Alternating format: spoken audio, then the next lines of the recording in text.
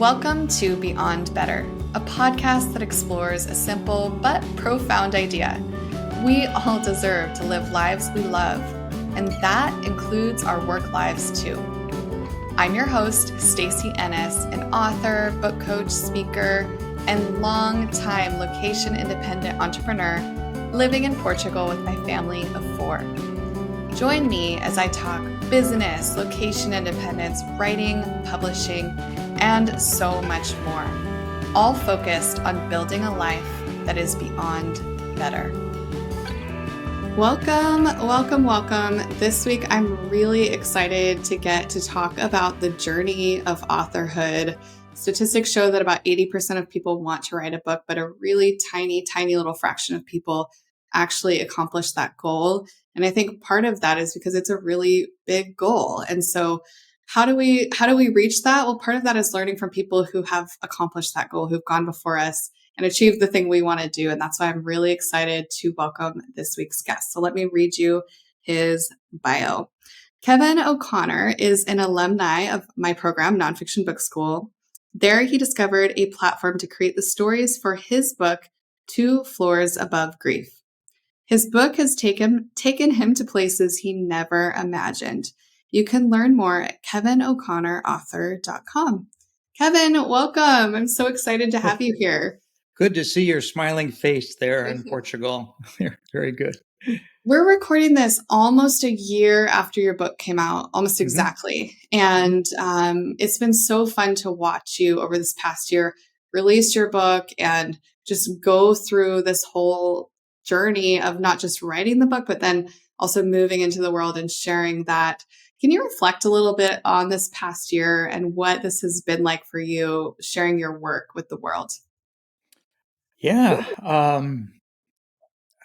Some words come to mind when I look at the reflection part, and that, enjoyable, frenetic, excited, anxious, redemptive sometimes too, but very honorable, accomplished. I feel very engaged, stimulated still. I mean, that I felt that way when I was writing the book, but, marketing has even incorporated those adjectives and adverbs even more. And what I've really liked a lot about the past year is just the spontaneity and the surprise of feedback from people that read the book. People I know, people I don't know. Yesterday, I got a text message from a high school teacher. I've been out of high school for 55 years. He was my social studies teacher, and I've seen him periodically over the years. But he texted me and he said, "Hey, I just read your book. I loved it. I want to talk to you. Can we talk soon? There's people in the book that you mentioned that we have connections with." And so to have that pop in. And 2 days ago, a friend of mine from New Hampshire sent me a picture of a friend of hers that I don't know who was reading the book and said that he shared it with somebody else who thinks he knows people in my town and wants to talk to me more. And I hear from former students that I've had. I started teaching in 1973. So when I hear from former students, people I thought I maybe had lost touch with, I think, I don't know how the book is getting to them, but I'm grateful and that they're getting back to me. So that's been part of what life's been like in the last 12 months, and just enjoying the surprises. I do a lot of things that are planned and a lot of things that are planned for marketing and edits and things like that. We just finished the Audible version, and that was very planned and very rigorous. But it's the surprises that I most treasure, and the hearing from people and getting feedback from people has been the most fun and the most energetic and the most giving me the feeling of what I've accomplished. It's been great. That's so incredible. I think that's, you put so much work into this thing and then you release it into the world, and to get to have these experiences that you're having, it's amazing.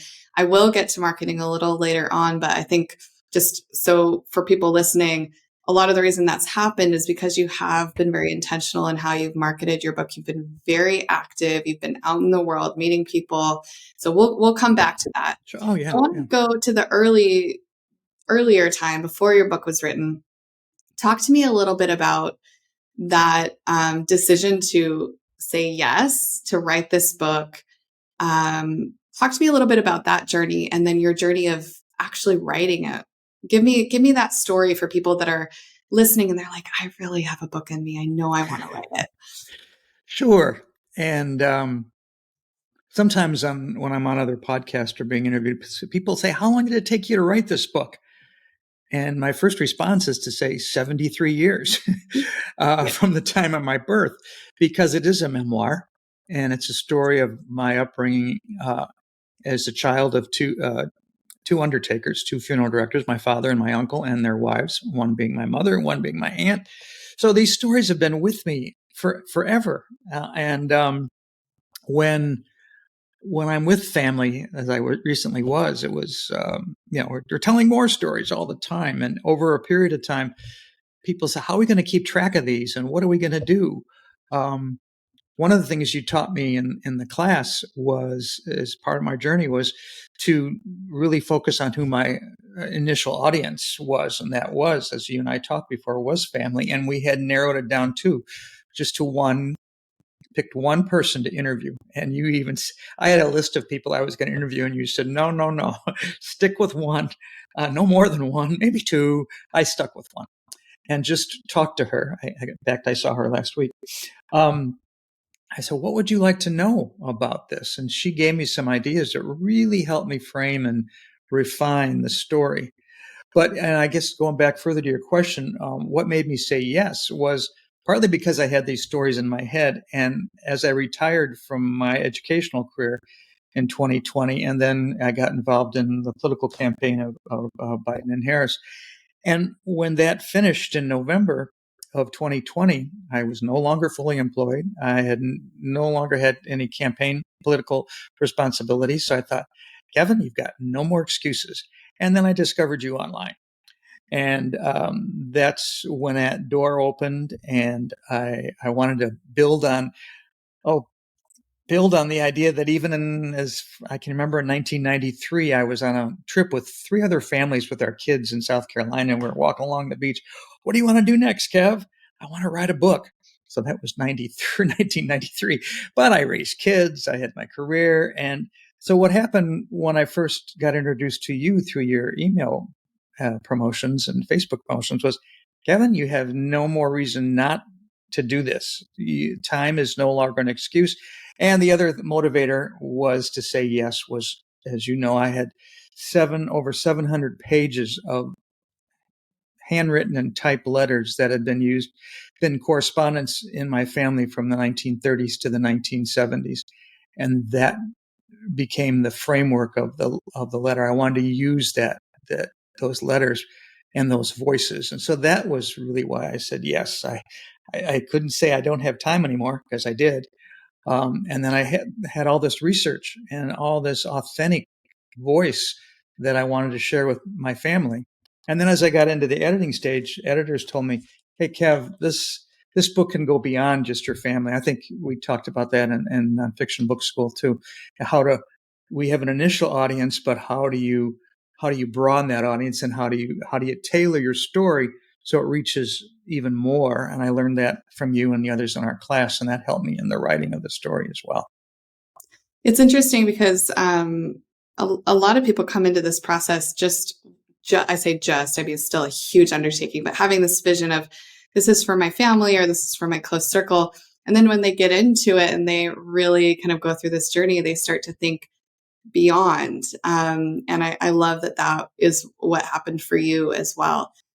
So you mentioned going through nonfiction book school, my program, and I would love to hear what your experience was like. And I'll admit, I'm very curious, because I was with you regularly, but obviously wasn't there in your office while you're working on this book. Tell me a little bit about the journey of actually writing the book, what the experience was like as actually did the work, because I think a lot of people, I often think about this. I read this somewhere, want to have written a book. They don't necessarily want to write a book.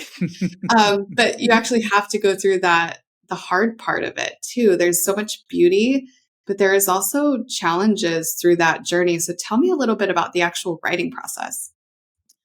Well, then there again, nonfiction book school helped me sequence and be organized and take these ideas and I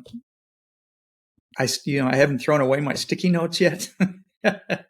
I still have them in a shelf in the closet back here.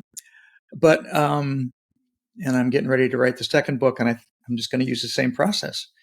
But because that helped me make finite each of those ideas I had, and I enjoy doing jigsaw puzzles. I don't do them that often, but that whole process of just, I guess, in educational terms, a brainstorm, and just putting anything down that I came to my mind.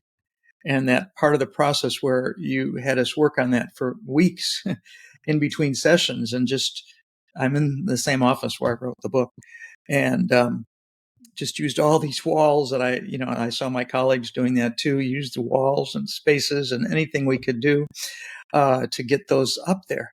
But what that did is it helped me just um, start to organize those ideas, and this one, and just as you've done with your books and taught us how to do it. And there really wasn't a right or a wrong to this whole process. We've used the word journey. And when I look back and to see those probably thousands of sticky notes, but just having them move around, I had to reinforce the stickiness on some of them because I kept moving them around so much.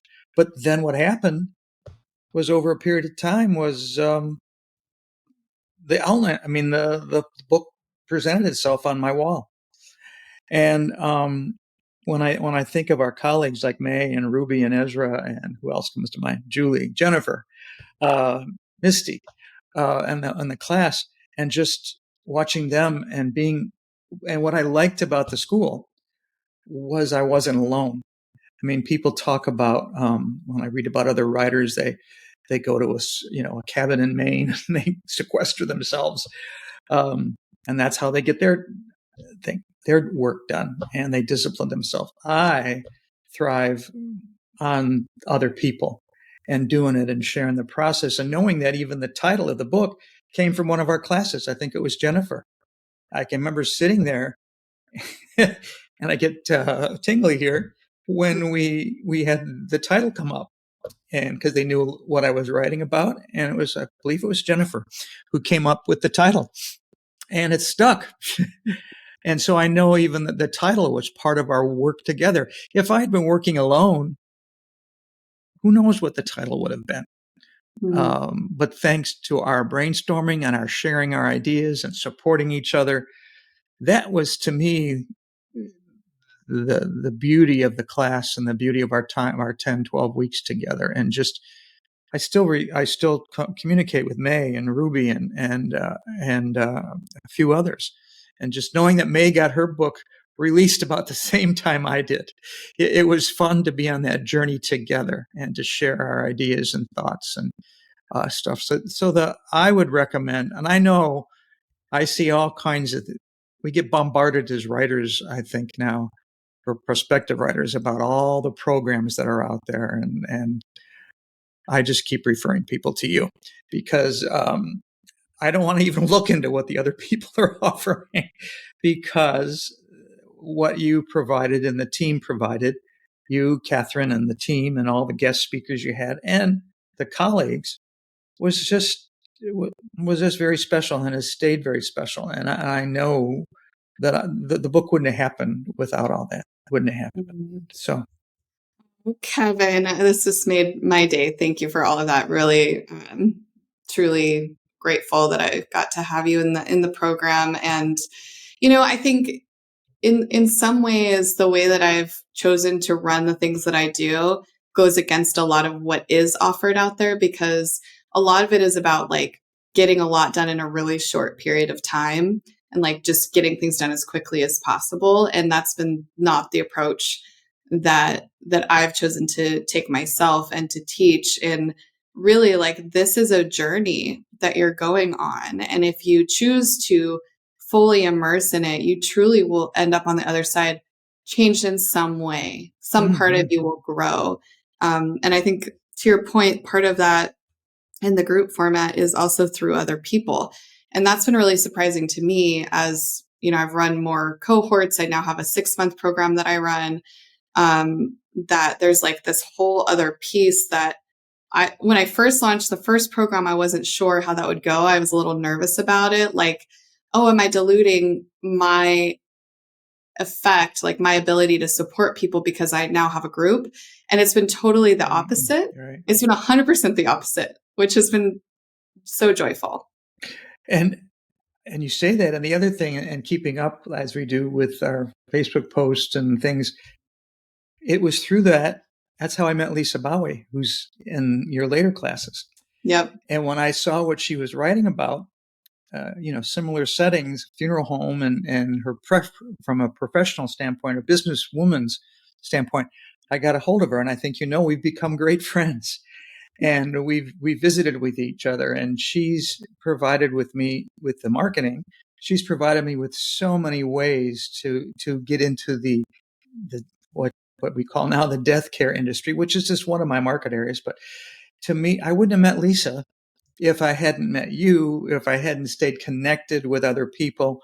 So that whole circle of nonfiction book schools, not just the class I was in, it's everybody that you're working with beyond. And when I read their post about, I got this many sticky notes, or I've done this, or I've got a draft, it excites me to see that too, because I'm there with them, and I'm happy for them. So.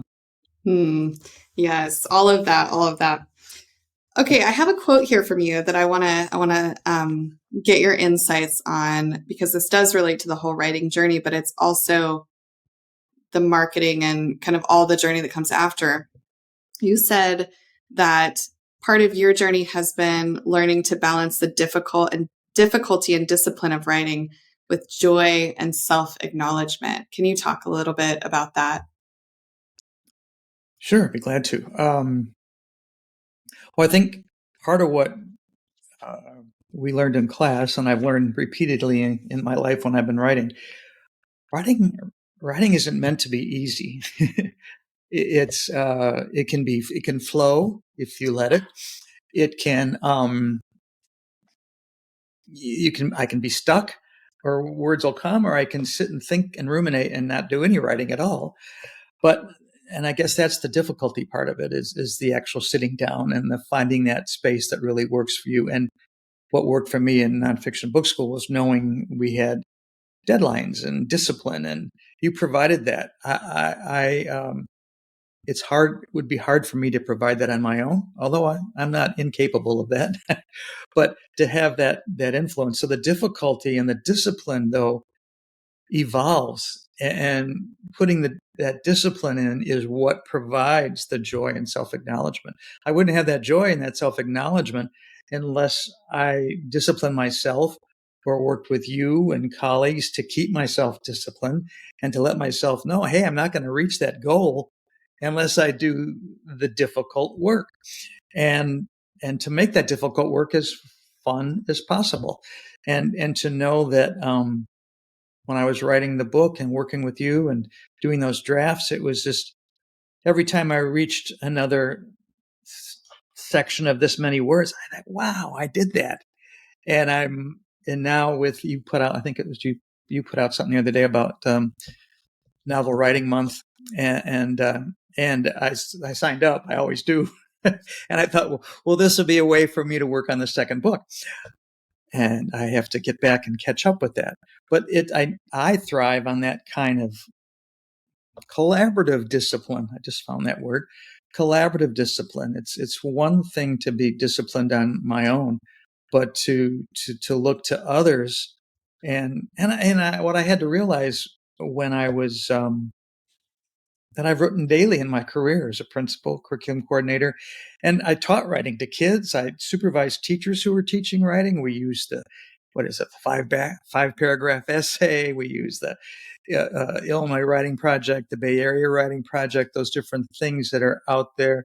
Smokey Daniels, other people that come to mind for me in my time of writing instruction. So I love that discipline of writing and what other people share with us. I can see the results, and that's what gives me the joy and the accomplishment and the acknowledgement. But I wouldn't have it unless I wrote. So, and respected the discipline part of it. So that's where I tie that, to balance that difficulty with the discipline, with the outcome of joy and self-acknowledgement. So that's sort of how I'm gearing myself up to do the second book as well. So Mhm.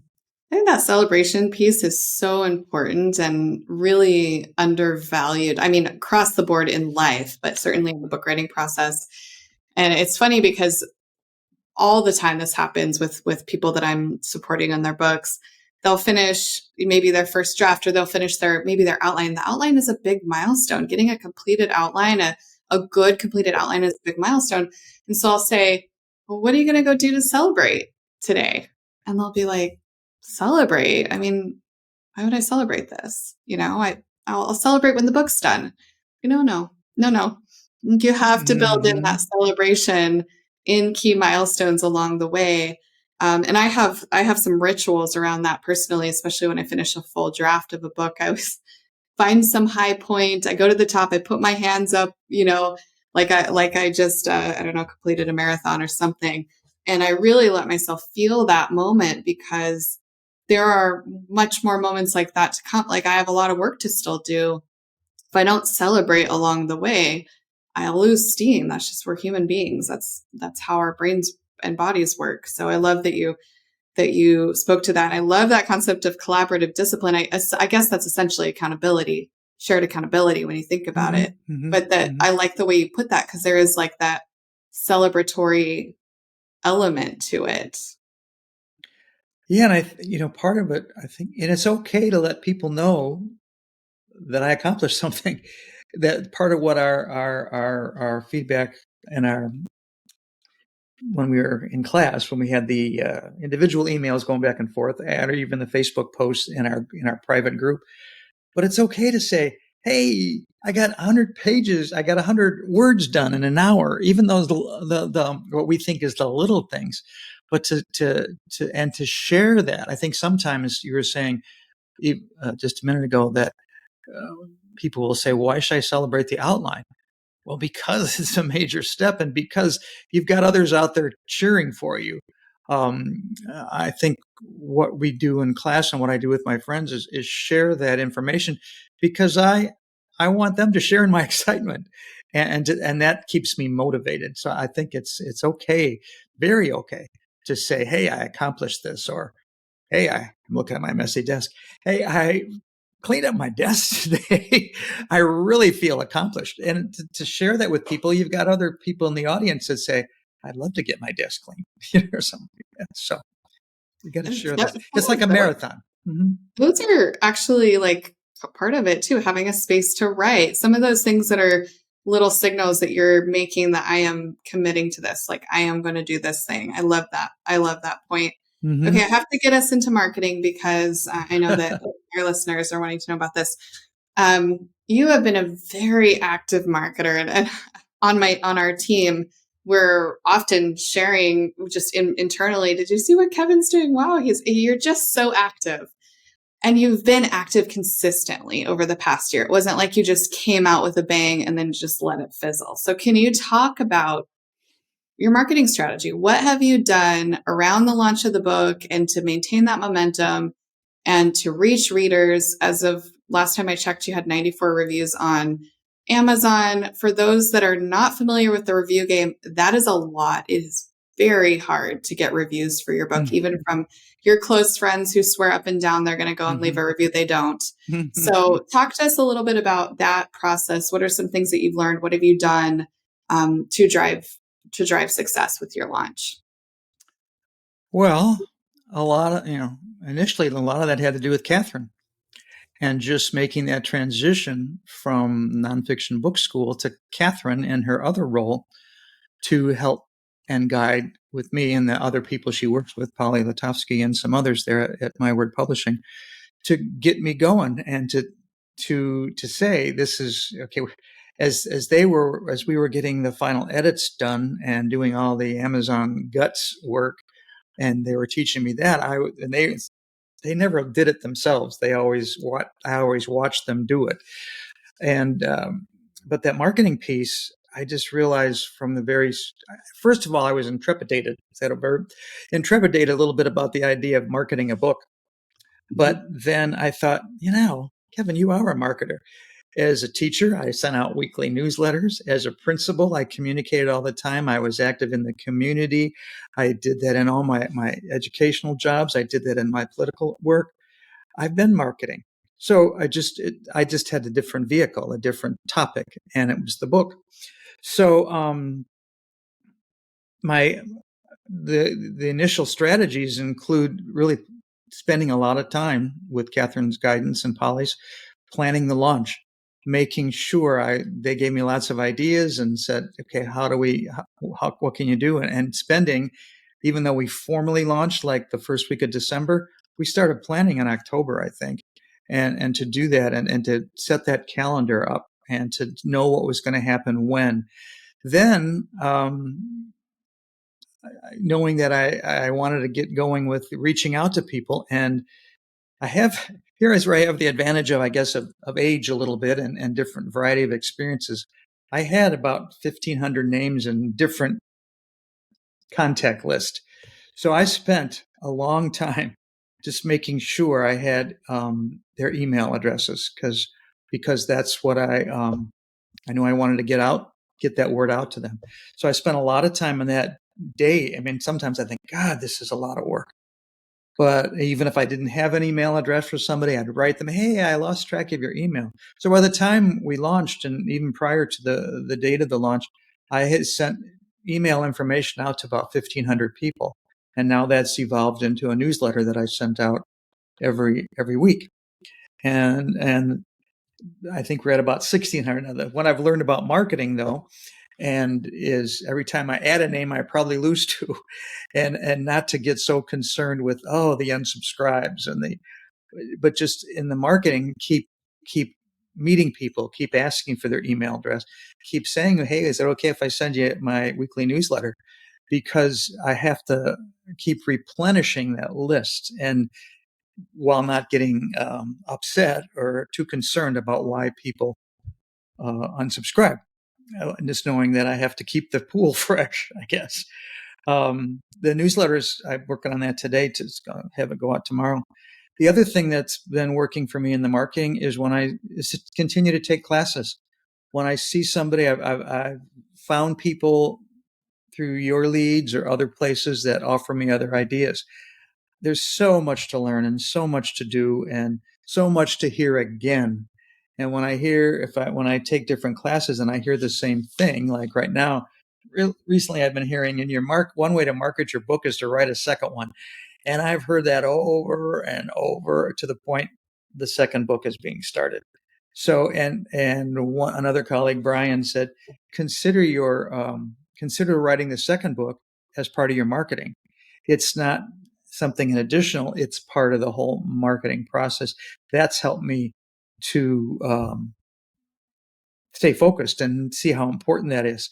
The other thing I learned was to say yes to just about every opportunity. And the idea that if somebody asks me something, yeah, I can do that, or let me figure that out. And I've been learning Canva. I've been learning other things that I never dreamed I would have learned before. The other thing, when I read about on different websites, I'll read about self-published authors or people that have publishers and say, I can't get anybody to buy my book. Nobody's buying my book. And then the dialogue, either from me or from other people, what have you been doing? Well, I pick up that people think just because a book was published, readers are going to go to the book. That doesn't happen. That doesn't happen. So one of the things is saying I got to go to the readers. Go to the readers. So the newsletter helps that. Even though the newsletter is people I know, they're telling other people. Bookstores. Some people say don't bother with bookstores. Well, I don't spend a lot of time because bookstores are tough, and each bookstore has their own little regimen, their own. But when I get a chance to go to a bookstore, I'll be there. I'll be there and do it. Podcasts have been tremendous. I've signed up with different podcast agencies and things, and I get probably about 3 or 4 a month that I get on. I haven't been able to track to see how much what's happening, but I know those podcasts, they don't go away. So even if somebody a year from now listens to a podcast that I recorded last week, that's going to be lasting. I've been following my book is about the funeral industry. It's about the family in a funeral industry. If you're familiar with the show 6 Feet Under, that was out in 20 years ago, there is a following to that show that's still very present. And so I don't miss an opportunity on Instagram or Facebook or LinkedIn to make a comment to somebody who's intrigued with 6 Feet Under, because some of the reviewers have said to me, this is not the fictional family. This is a real family. So I say, hey, if you'd like, so I do that. I'm looking for that. I use the data too. For example, my book this morning was ranked on Amazon 53,943.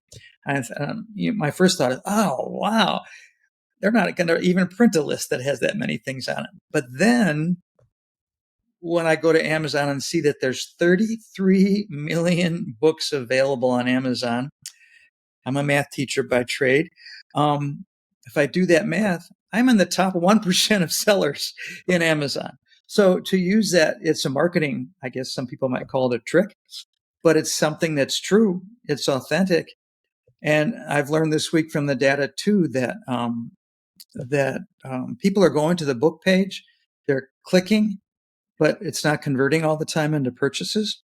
So what I need to do now is go back and maybe revise my page. So I'm learning something I wouldn't even thought of when I was in nonfiction book school, but just to know that that data is there if I can figure out how to use it. And the other thing I do with marketing is just have fun. One of the things I promote on the newsletter is not every issue, but I have a thing, where on earth is 2 floors above grief?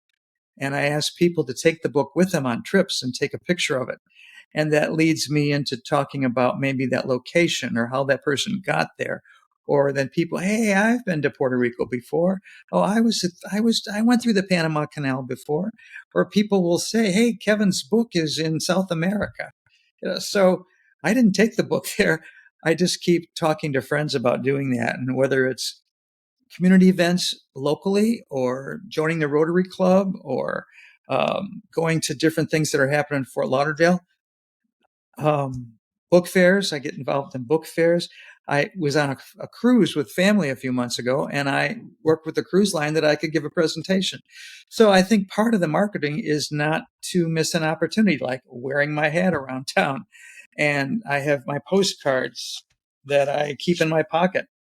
And when I run into somebody in town, I just give them a postcard and say, you might be interested in my book. Or on the cruise, I only went up to people that I saw reading books.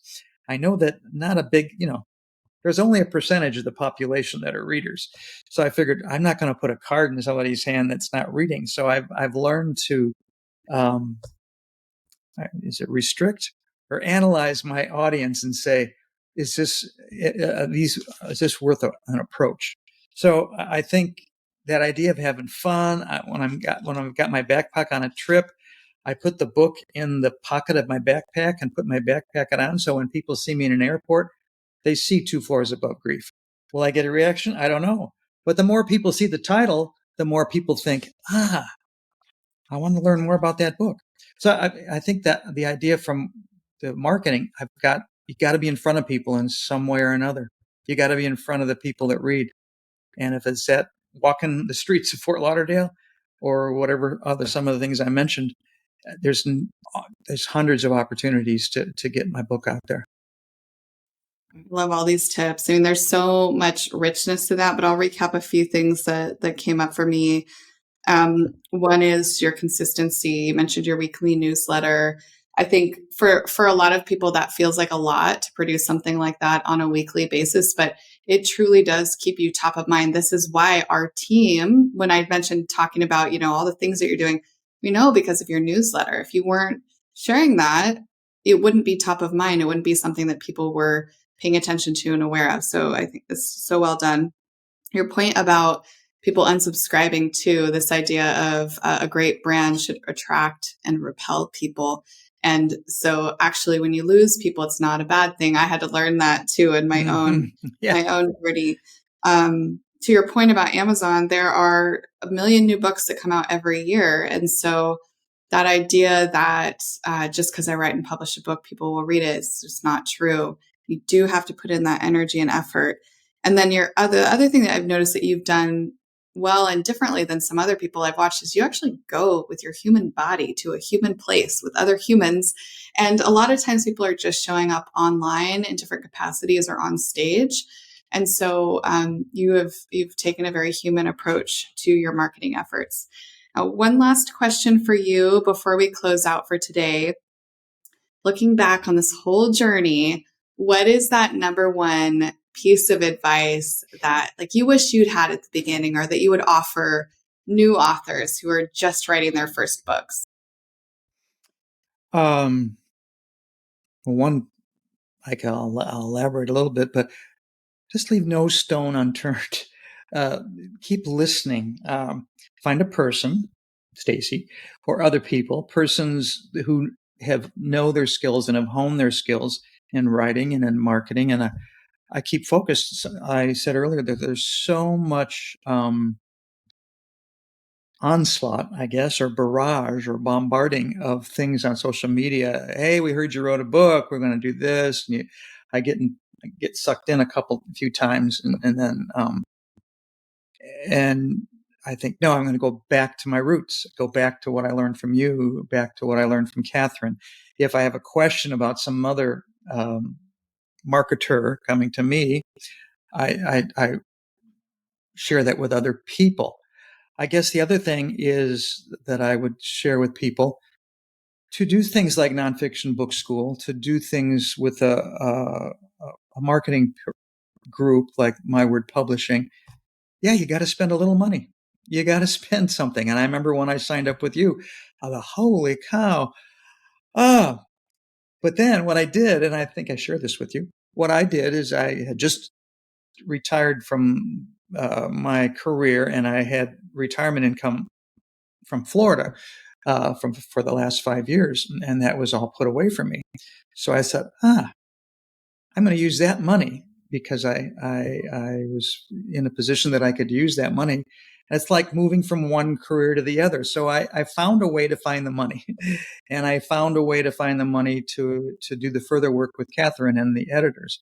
So, but when I see people posting on Facebook help sites, I don't know what to do about this editing. I don't know how to do the cover. I don't know where to start. I know there's all kinds of do-it-yourself stuff on there. And I know it can be done. My route has been just find people that are affordable to me, live with their expertise. And it's worth it because for the time I would spend doing it myself, I wouldn't be having this conversation with you probably. So I think that's another piece of information. If you want to do this, find the people that can help you. And I know there's help sites online that are less expensive. So use them and listen to what people say. Read what people write. Keep your writing audience, alive and vibrant. But don't be afraid to spend some money either. So. That's such great advice, Kevin. I mean, I use that in my own business too. When I want to learn how to do something, I could spend dozens of hours and a bunch of like hair pulling experiences, or I could pay some money and learn from somebody and get to where I want to go so much faster. And I think with any big thing, especially something like this, honestly, the chances of somebody finishing the school are pretty low without support. We just know that statistically. And so if you're really serious about it, it doesn't have to be a big, huge investment, like at least something, like make some sort of investment in education, I think. And coming from a former teacher, I think that's perfect, Yeah, perfect advice. definitely. So Definitely. looking ahead, you're 1 year in. What are you most excited about right now, and where can our listeners buy your book and learn more about you? Well, thanks for that question. And right now, right, your question said, right, what am I excited about right now? Will that be this what's coming up in November and December? I've got a Barnes and Noble in Fort Lauderdale has been great to me. They're not they can't stock the book, but they allow me with because as a local writer to come every 3 months and be at the door. And the first month I was there, I outsold Prince Harry. So that was great because he was not he, but his book was at the table next to me. Not one person picked up a book from Prince Harry's table. I sold 15 copies of my book. I think if Prince Harry had been there, it would have been a different story. But the other thing I've got going on right now is Smart Ride registration, which is an event I've been involved with for the last 10 years. It's a fundraiser where we ride bikes. We ride our bike from Miami to Key West, 165 miles. I'm not riding, but I'm participating in the crew, and I'm donating 25% of every book sale to the ride. So next Thursday's registration day, and they've set me up with a table so I can talk to the 500 crew and writers to talk about the book. Then I also next week is the Miami Book Fair. So I'm on Writers Row and I'm taking my book down there and I have my table set up, weather permitting. I hope it doesn't rain. But that's next Friday and Saturday. And then in December, we talked about bookstores. I approached the Shakespeare and Company bookstore on Broadway in August and went in and talked to them, and they signed me up for December 14th. So if I hadn't asked, who knows what would happen. So, and then we're planning the first year of the release and doing some I'm working on that, having some two Zoom events, probably tentatively set for Monday, December 4th and Wednesday, December 6th, where I'll do some Zoom activity and just put that out there via the newsletter and other places. And I'm taking a class on book marketing for the holidays. So it's lots of assignments, and that's keeping me focused on other marketing approaches. And I'm starting the second book. So I'm doing that. So that's what I'm doing right now. You mentioned before to learn more about what's going on. You mentioned earlier, my website's KevinO'ConnorAuthor.com, and go there. And then there's a spot. We're just doing some revisions on the website. The sign in for the newsletter is right in the top page now. So people can do that. They don't have to look for it. And they can learn other things about the book. Pretty soon, all my podcasts will be cataloged there, so people can go back and listen to podcasts. As you know, I'm using social media, Facebook, Instagram, LinkedIn, and trying to keep myself disciplined to getting something on there 3 to 4 or 5 times a week on one of those. And people can go to Amazon and just type in Two Floors Above Grief and learn more about the book there and leave a review, because I'm trying to get to 100 reviews. And so I've only got 6 to go. So if people want to leave a review, I'd welcome that. So those are some things that are happening right now. Kevin, thank you for this conversation. I really appreciate you sharing your expertise, your time, your energy, and I just enjoyed connecting with you. So thank you. Oh yeah, it's been great. I found a friend in you when we met 3 years ago. So, or 2, 3 years, I don't know when it was, but anyway, I treasure our friendship. Thanks very much. Oh, thanks, Kevin. And thanks to you, the listener, for being here for this conversation. I hope it was really helpful and inspiring for you. Thanks, as always, to Rita Dominguez for production of this fine podcast and Catherine Fishman for project support. And I will be back with you before you know it.